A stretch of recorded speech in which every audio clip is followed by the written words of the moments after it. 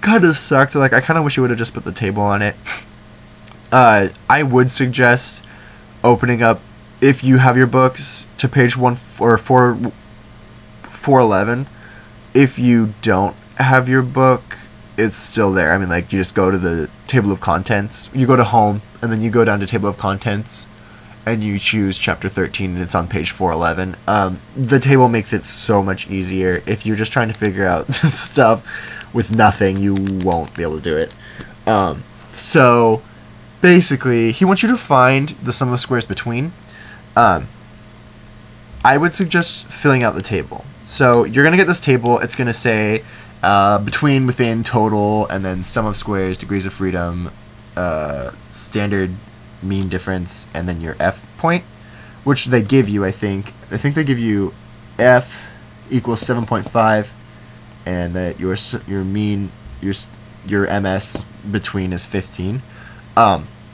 So what you should do first is fill out the degrees of freedom, because you don't need any more information than they've already given you to figure out your degrees of freedom, because they tell you that there are 3 samples, each with an n equals 10. So just off of that, you would know that there's 3 samples, so k equals 3, and you would subtract 1 from that to find your degrees of freedom between. And then to find degrees of freedom within, you would take the big N minus k, and the big N is basically all the n's added, all the little n's added together. So if there's 3 samples of n equals 10, you should be able to figure out what big N is, and then you'll subtract k from that, and that is your degrees of freedom within, and then your degrees of freedom total is just your degrees of freedom within plus your degrees of freedom between. So that'll figure out for you degrees of freedom.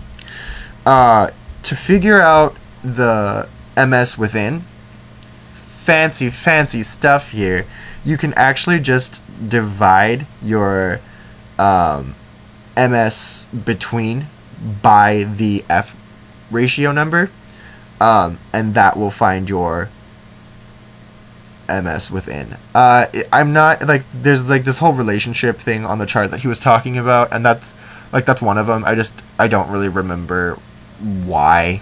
It has something to do with the formulas. It works. Anyway, so once you figure that out, then you should have 2 columns filled. You just won't have your SS filled out yet. And the way to do your SS column is you just multiply your degrees of freedom between by your MS, and you will find the SS. So, okay, so basically, if you need to find your sum of squares between, you will multiply your degrees of freedom between by your MS between, and that will find your sum of squares between. So you just multiply them up, and that's the answers. You can't do it on degrees of freedom total, obviously, because there's no MS total to multiply it by, but you can just add your 2 sum of squares together, and that'll equal the total. So once you figure all that out, then you can start just filling in all the answers, because you'll have them and they'll just be like, oh, what's SS between, what's SS within, what's SS total, and you just keep going until it's all finished. So you've basically already finished the problem there. Alright, so that was 2.1. Kind of nice that, you know, you can just do it all right away. Well, not right away, but I mean, you figure it out and then you can just fill everything in. So, number 3 is super fun. We gotta do pooled variance again. So if you don't remember the formula for pooled variance is sum of squares 1 plus sum of squares 2 over degrees of freedom 1 plus degrees of freedom 2. So hopefully you'll remember that and you'll find pooled variance right away and you'll be like, sweet, this is so... I remember doing this, and if you don't remember doing it, that's okay. Don't worry about it. I mean, well, you want to know it for the final, I think. No, probably not. I don't know. Don't listen to me, I'm not making the final. Anyway, so then they want you to find the t-test, the t-value. So, what you would do is t equals m2 minus m1 over the square root of pooled variance over n plus pooled variance over n. So make sure that when you're adding the two pooled variances over n, it's n1 and n2. So if you have different n's in this problem, so you're gonna make sure that one of them is 8 and one of them is 4. Otherwise, that's bad. And make sure you take the square root of it, and then you just divide your mean difference by it. So I feel like that might have been a little confusing. Let me just write it down real fast. Because sometimes I feel like when I explain too much, it gets confusing, and I'm probably talking a little fast. So here's the that's hard. Hopefully that makes sense. Yeah. So that's that. So that should find your t-value. Cool thing about t-values, even though you can only do them on independent, well, not independent, but you can only do them when you have two treatments. Like, you can't do it with 3. I don't think it'll work. But anyway, your t-value is the square root of your f ratio. Pretty fancy. I don't know if that matters to you. I thought it was cool.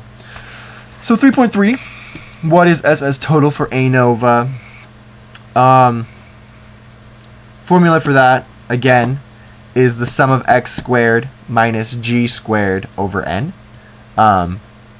So hopefully you wrote that down. If you didn't, they give you all of this, so it's great. They give you the sum of x squared, and they give you g, and they give you capital N. Just remember to square g, because I know that when I first did this, I was like, oh, I don't need to square g, and then I need to square g. In fact, I still have the wrong answer, because I am just a crazy person.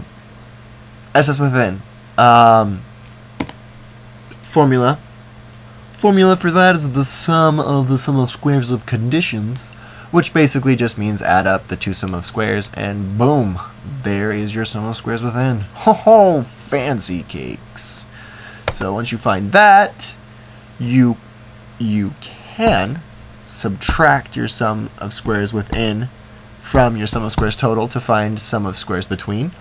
Or you can do the fancy schmancy sum of t squared over n minus g squared over capital N, which looks like this. This is basically, I assume that we're going to have to know this because there might be times where I have no idea. It might happen. So this is the formula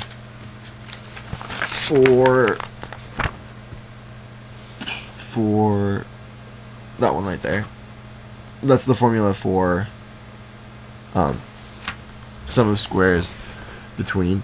To do that, you would take the t-value, square it, and divide it by 8, or divide it by n, and then add it to the other t-value divided by that n, and make sure that they're both. Basically, with this equation, make sure that everything on the top is squared, and then you'll add those two together, and then you'll subtract your g squared over capital N, and that'll equal your sum of squares between. If you're worried about doing that equation, it's definitely way safer to just subtract your sum of squares within from your sum of squares total. It's just nice to be able to check it with the equation.